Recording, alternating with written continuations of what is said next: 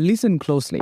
I have a dream that young people would be informed and empowered to make the right decisions about their money. Welcome to Ground Zero, your go-to source for everything finance. Each week, we will bring you insights and analysis on the latest in the world of finance, as well as practical advice on how you can navigate the often complex world of personal finance, from budgeting, savings, and investments, credit and debt management. We'll cover it all so you can make the best and informed decisions about your money. Join us as we explore the world of finance and help you build a strong financial foundation for your future. Listen in every Sunday at 14 hours as we swim through the world of personal finance. Welcome to Ground Zero. Welcome home. Good morning, good evening, good afternoon. My name is Enoch and I'm here to bring you a brand new episode of Ground Zero Money Podcast. And I've done some thinking over the past. I think the past few weeks have been some of my most horrible weeks in experiences in thought, mental health wise, and a ton of immense pressure that I've been under. That being the case, I have made decisions and I miss pressure. Not the best conditions for someone to make a decision in, but we still have to make decisions if life is to go through. We just kind of hope that the decisions we've made will definitely reflect positively on the future to come. Ladies and gentlemen, today I want to talk about an interesting topic out of experience called investment. Now, to many of us, investment is a vehicle, as we hear by the big names in the industry. Investment is when you get your money, you place it somewhere, then it grows and da.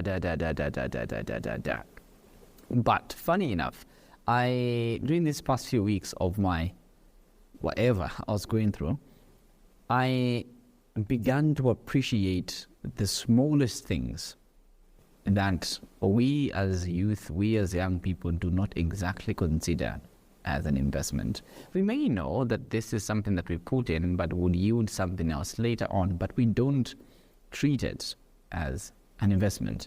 What exactly am I talking about? Out of personal experience, one thing I've actually realized is that the most valuable thing man can ever have is time, because time in itself is an investment. That being the case, what you do with your 1 hour reflect what you're going to get in return the next day, the next week, the next month, the next year. That, by principle definition, time can be an investment. Funny enough, most of the times we only think money is an investment that we have. But what of the other little things, the conversations we have with people, because that too can be an investment. The little, hey, hellos, hey, how are you doing? Tell me more about yourself. Where do you come from? What do you do for a living? That too can be an investment. Funny story. Not as funny as it sounds, but I met this man one time, introduced me to a couple of friends, and 2019, fast forward, they friends introduced me to a group of young people being trained by UNESCO. Fast forward to 2022, boom, voila, I'm hired as a consultant for UNESCO, and that was big. That was a valuable investment. One single conversation, one single hello, one single hi, one single proper display of attitude, quality, skill, and stamina got me a youth consultant contract with UNESCO and UNDP.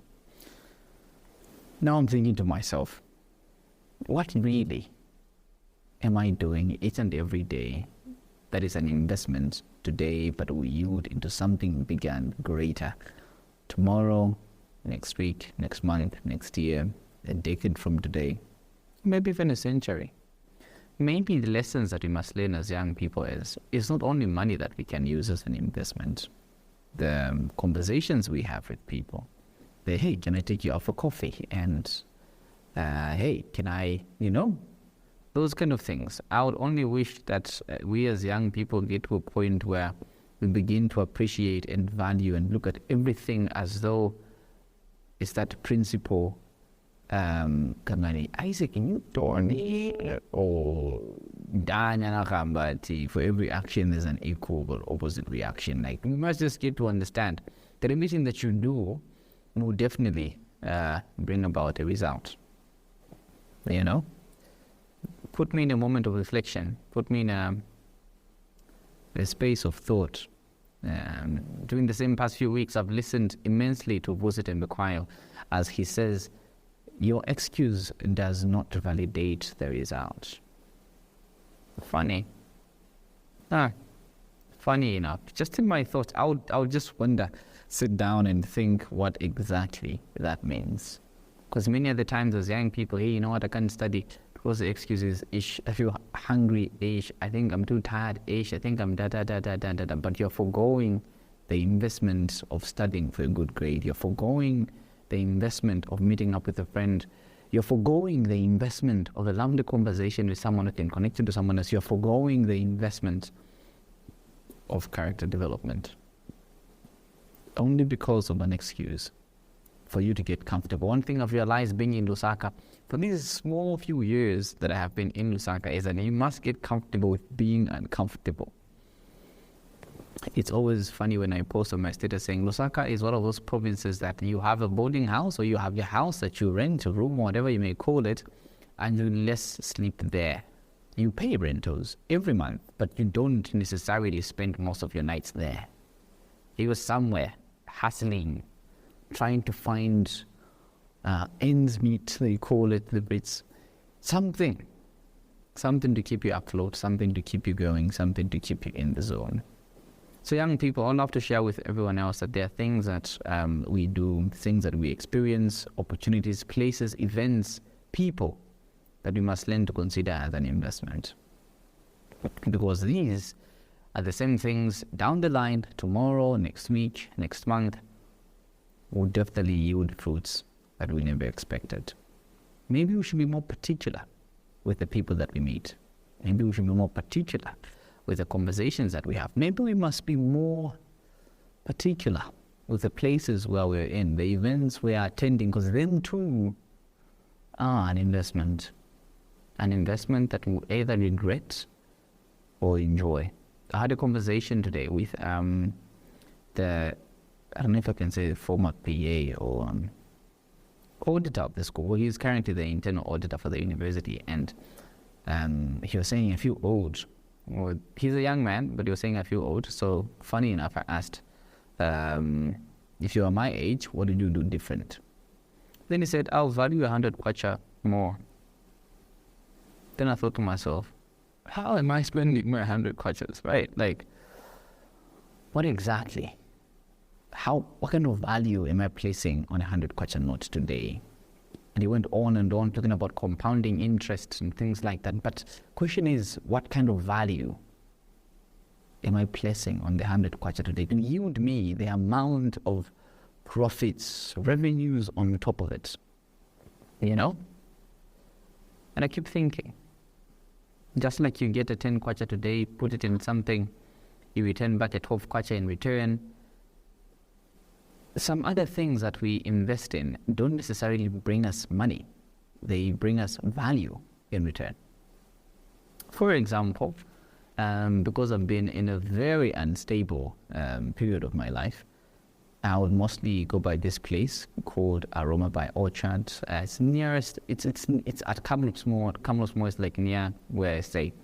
So it's a nice place, cozy, nice. You can literally have fun there. Nothing will disturb you unless you're just over my mental breakdown issues. But thing is, I would find peace when I'm at that place. I would definitely be at peace. And I realized, like, when I spend an amount of money, regardless of how much it is, the value I'll get out of that money, not even about the food, but the value with the time I spend there, the peace I get, it's to die for. So maybe some things we don't get money out of it, but we definitely get the value out of it. So young people, my advice to you is, as we try and become financially literate, as we try and become better people in making better decisions, maybe we should invest more in things that are worth it. Things that will definitely pop up in good results for the next 5, 10, 15, 20, 30 years from today.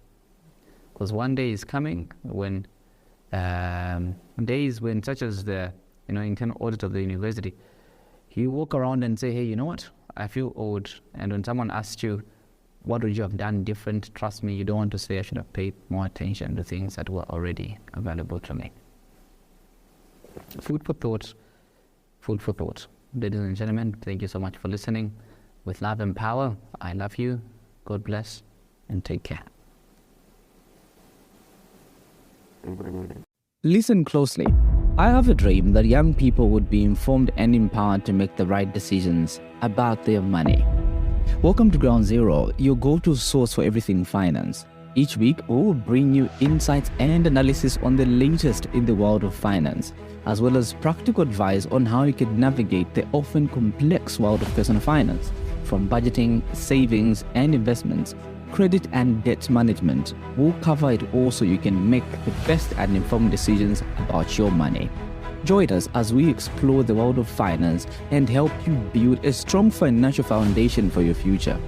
Listen in every Sunday at 14 hours as we swim through the world of personal finance. Welcome to Ground Zero. Welcome home.